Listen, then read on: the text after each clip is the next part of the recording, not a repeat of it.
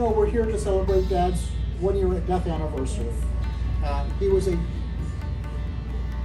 person who was very fond of Hindu religion, Hindu philosophy. He wasn't a practicing Hindu in the sense of doing pujas and things, but he was very interested in the writings and in the philosophy of the religion. And to get us started, as a blessing, I'm having Srinivas recite some things.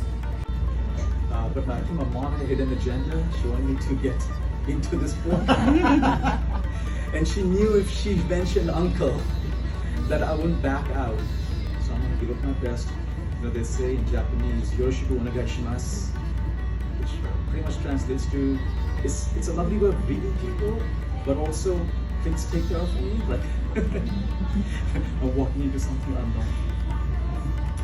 Sri Ganeshaya Namaha, Sri Saraswati Namaha, Sri Guru Bhyo Namaha, Hari Om, Srimad Bhagavad Gita, Om Shri Paramatmane Namaha, Chapter 9, Sri Bhagwan Uvacha. Rajavidya Rajagohayam, Pavitram Idam Uttamam, Pratyaksha Vagamam Dharmayam, Susukham Kartum Avyayam. Rajavidya Rajagohayam, Pavitram Idam Uttamam, Pratyaksha Vagamam Dharmayam, Susukham Kartum Avyayam. Just a line on that verse, which I really liked, was that the truth is there, shining by its own light, waiting to be seen by us, if obstructing veils are removed. Thank you.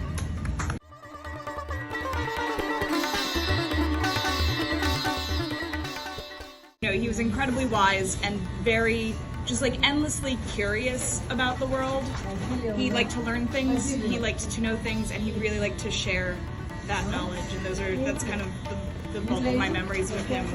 As a kid who was always playing in the woods, digging up bugs, he was a great grandfather to have because he knew so much. When I was 11, he and Jyoti took me to London because I was very interested in England, and our visit to the Roman baths when we were there sparked an interest in me that led to a minor in classical studies when I went to William and Mary. And when I was in college, he was always sending articles, he was always emailing me articles that he'd read, sometimes about something that we'd talked about, but sometimes just something he'd seen and thought was really interesting that he wanted to share. He leaves behind such a legacy as a teacher, both in the classroom and with family and friends.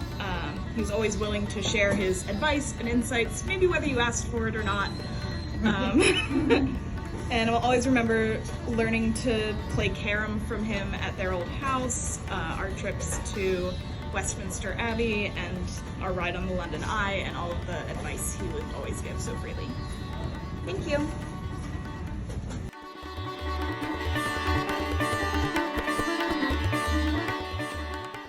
Today, we gathered here with the heavy hearts, at grateful spirits, and remembering and honoring the life of Dr. Krishna Kumaran as the first death anniversary.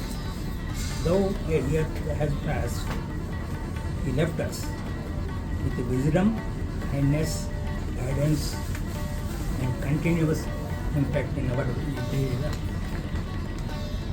He was more than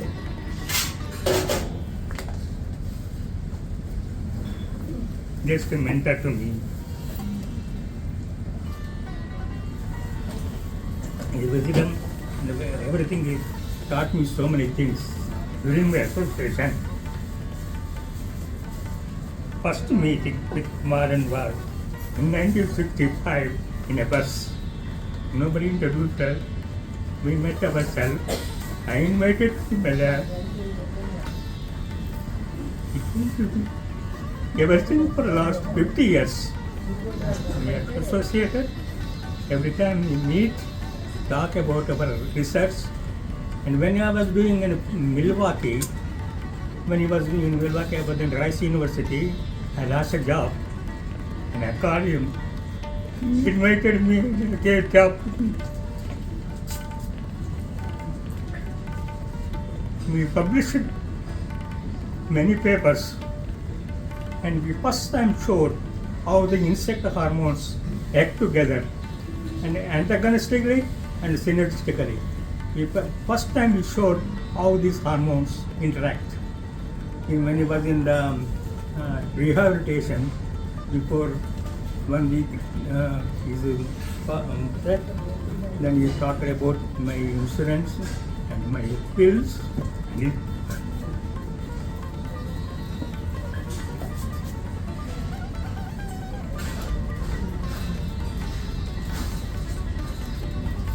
Though we miss him earthly and him dearly, we find the solace in knowing that he is a legacy and his contribution. Thank you, Dr. Kumaran, for everything he gave us. But we never forget. Thank you.